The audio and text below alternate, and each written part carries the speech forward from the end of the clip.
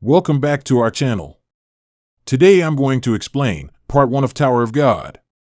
Get comfortable. A girl named Rachel tells a boy named Bam to forget about her as she is climbing the tower to see the stars, disappearing into the gates. Bam suddenly finds himself on the first floor of the tower, with its caretaker Hedon. Hedon explains that all who wish to climb the tower must pass through a series of tests from each floor, with the first being to reach and break a ball behind a giant white steel-covered eel.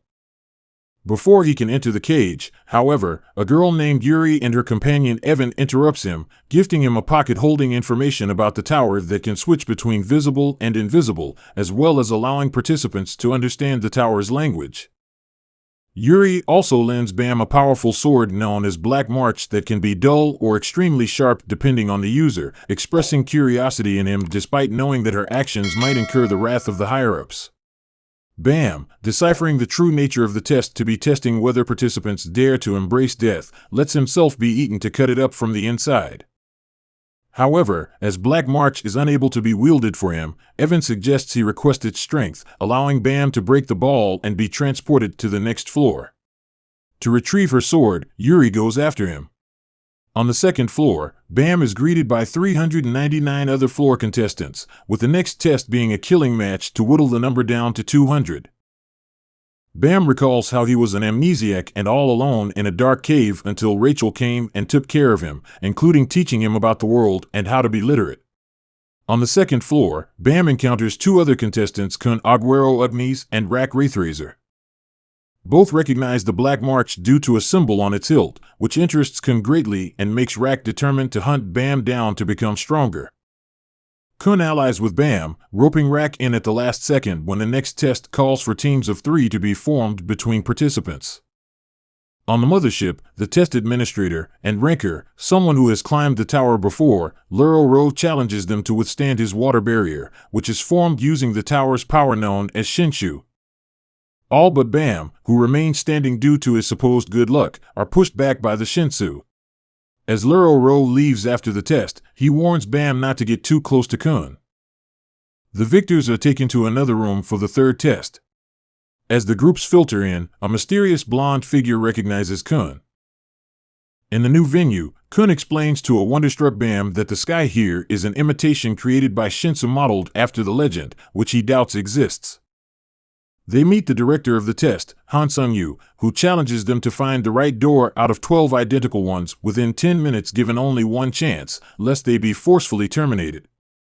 Although Kun tries to think, he is inadvertently haunted by his past of being betrayed by his half-sister Maria after she was chosen to become one of the elite girls, a princess of jihad, through his help, thereby exiling the Aguero family as well.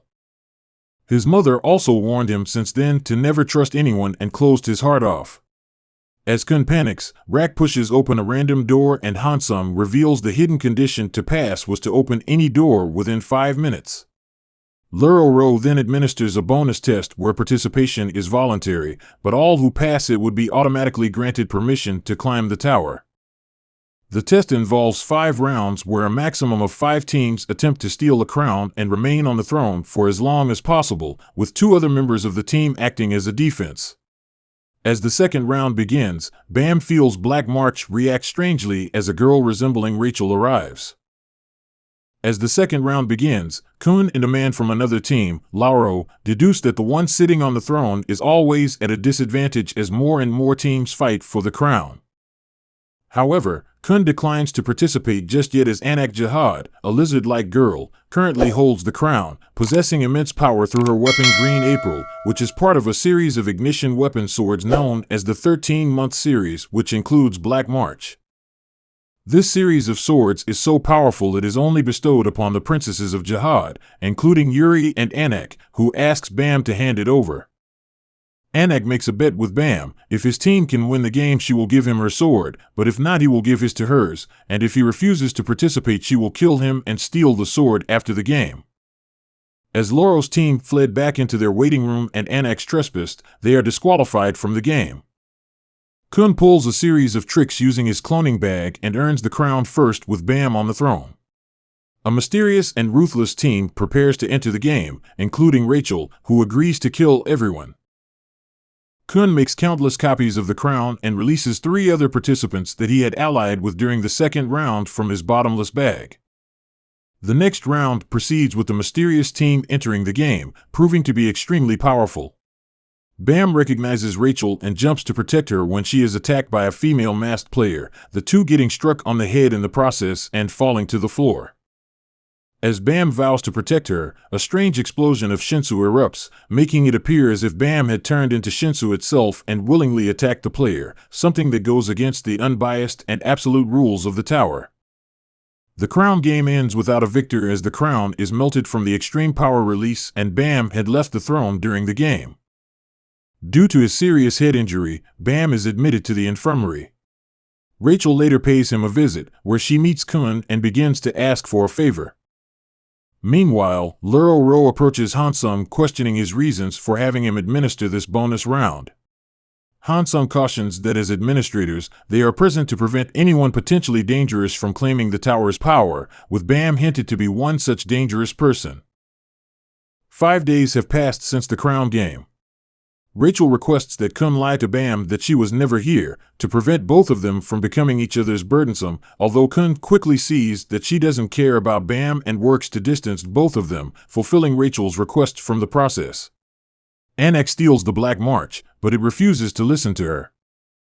After Bam reawakens, Kun tells him about how Luro Ro assigned them all positions in their teams to start the 4th test: Fisherman, Close Quarter Combat, Spear Bearer, Attacking from Distance, Lighthouse Bearer, Illuminating the Tower and Information Gathering, Scout, Observe the enemy's movement and assist the Fisherman, and Wave Controller, Support and control the battle with Shinsu. Bam receives the Wave Controller position, a position that utilizes Shinsu to support team members. For Shinsu to be used above limits, contracts must be formed with the floor masters using their pockets, but Bam is warned by the floor bearers that receiving the contract will only shackle him.